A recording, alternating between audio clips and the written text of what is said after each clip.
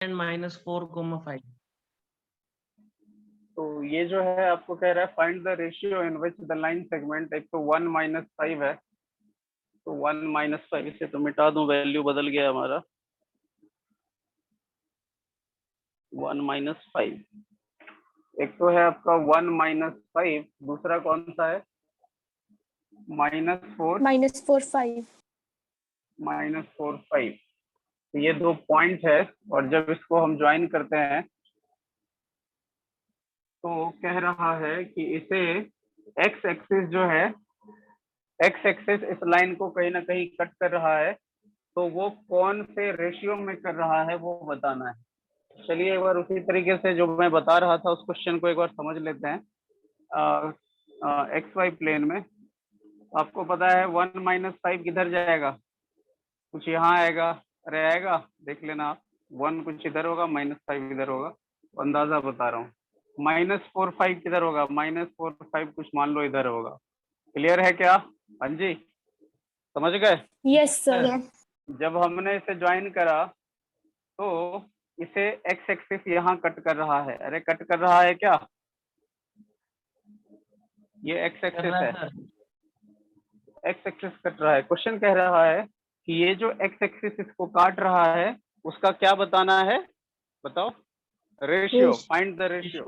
कह रहा है ये किस रेशियो में इस लाइन को डिवाइड कर रहा है वो बताना है।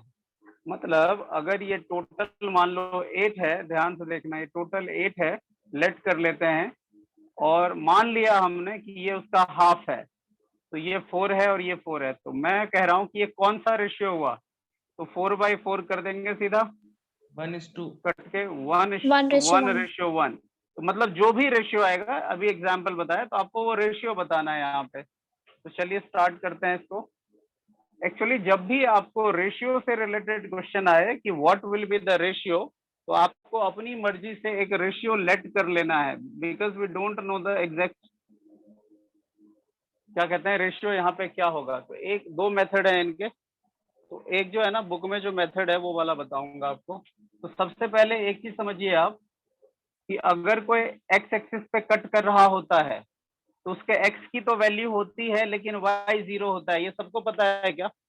Yes sir. जैसे मान लो अगर यहाँ पे 1 2 3, अगर ये इसका मैं पूछूं कोऑर्डिनेट क्या होगा, कोऑर्डिनेट मतलब एक्स और वाई से इसे आपको इंडिकेट करना है।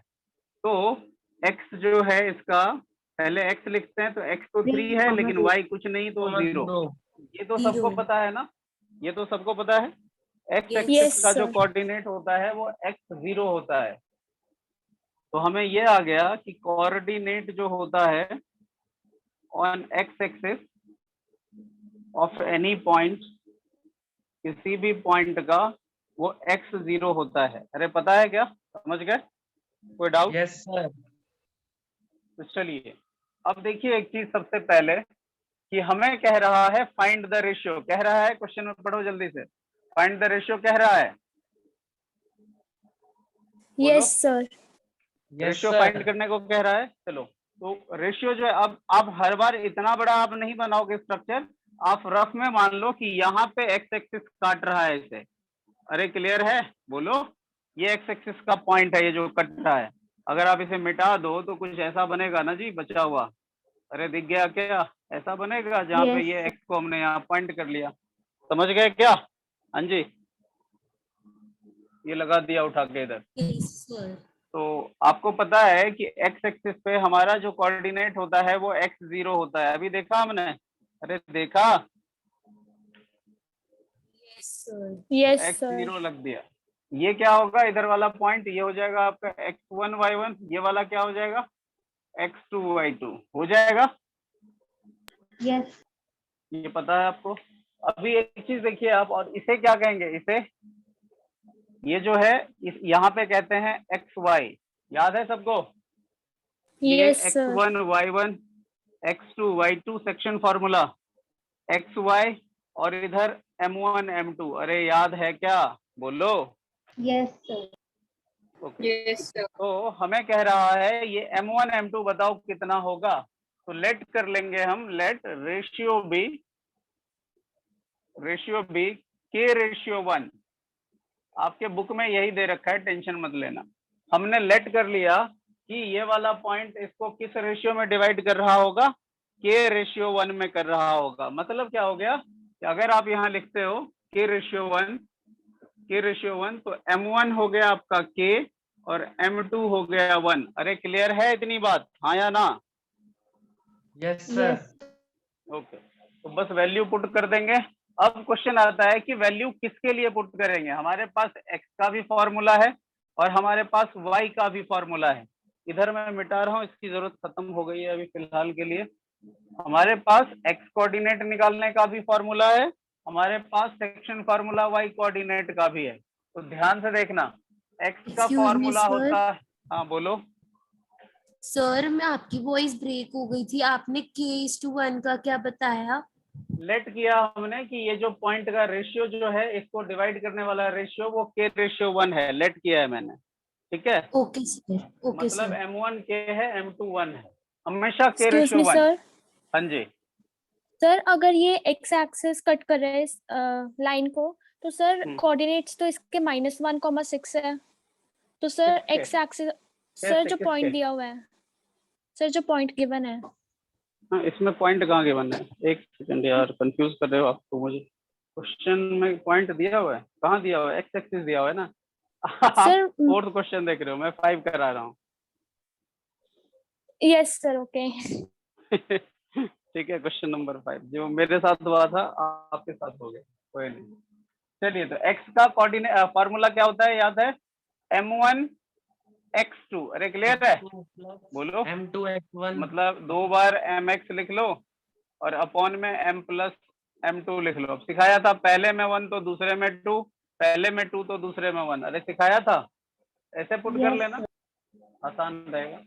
चलिए, इधर y का क्या होता है फॉर्मूला बताइए।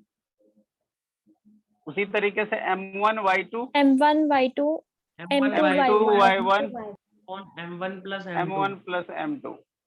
अभी ध्यान से समझिए आप, अगर आप इधर वैल्यू पुट करते हो पहले, तो आपको एक तो m1 की वैल्यू k लगाना पड़ेगा। अरे लगाना पड़ेगा, हाँ या ना, जल्दी बोलो।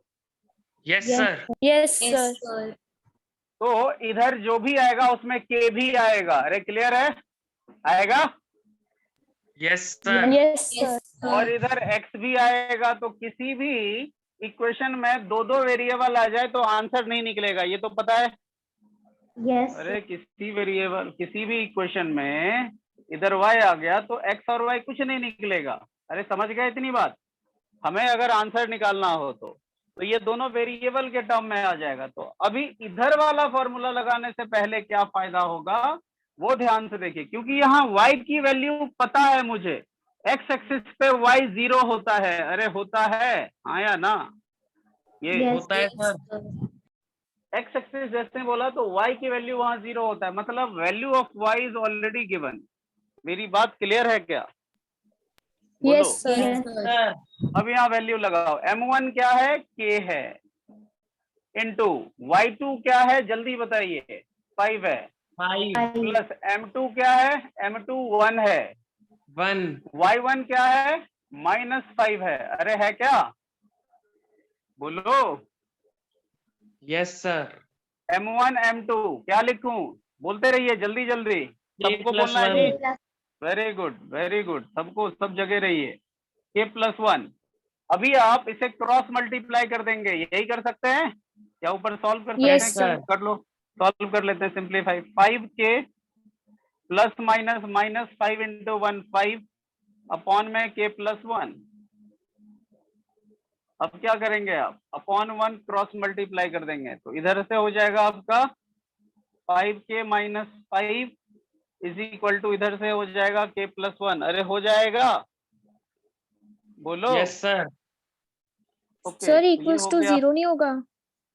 अच्छा सॉरी, यस ओके, सर, उधर तो यस जीरो सर, है। 0 ये तो काम ही खराब हो जाता है।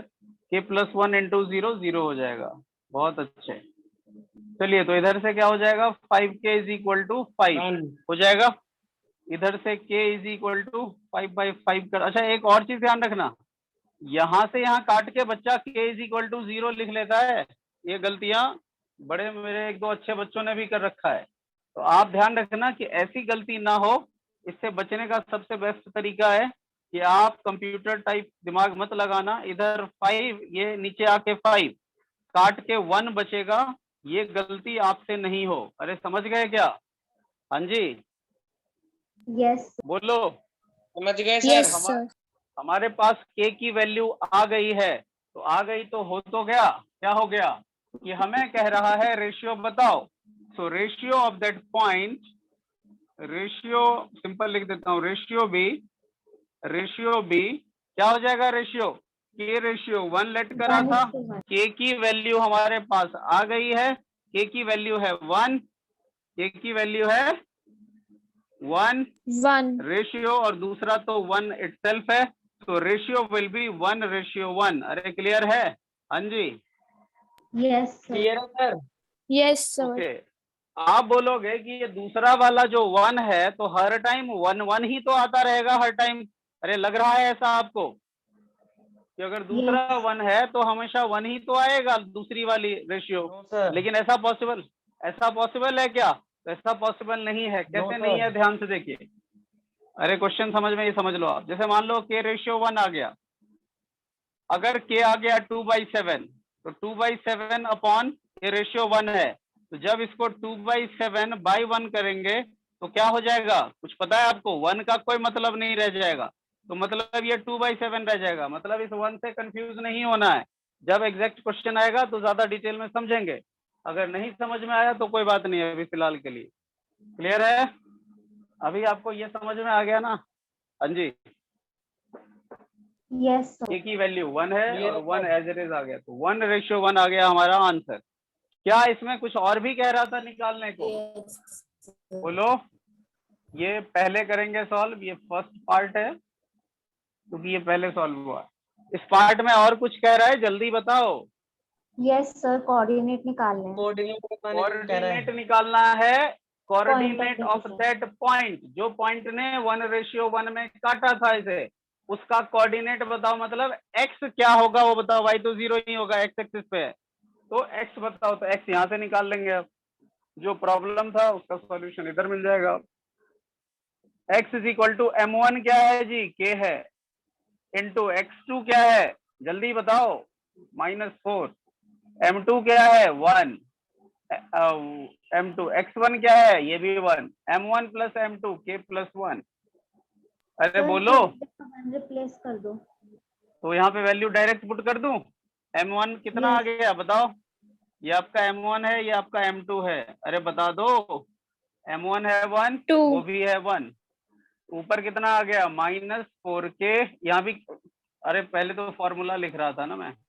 की वैल्यू तो मिल गई ना हमें। अच्छा मिल गई है, तो यहाँ भी पुट कर देता हूँ। ठीक है, m1 हो गया 1। अरे किसी को प्रॉब्लम है इसमें? ये जो लिखा है नो मैंने सर। सारी वैल्यू No, पुट कर sir. दिया है यहाँ पे, m1 m2 इधर से। तो ये कितना आ गया? -4 + 1 डिवाइडेड बाई 2 कितना आएगा? -4 + 1 -3/2। तो आपको x निकल गया। -3/2 इसको आप फ्रैक्शन में छोड़ सकते हो। तो कोऑर्डिनेट ऑफ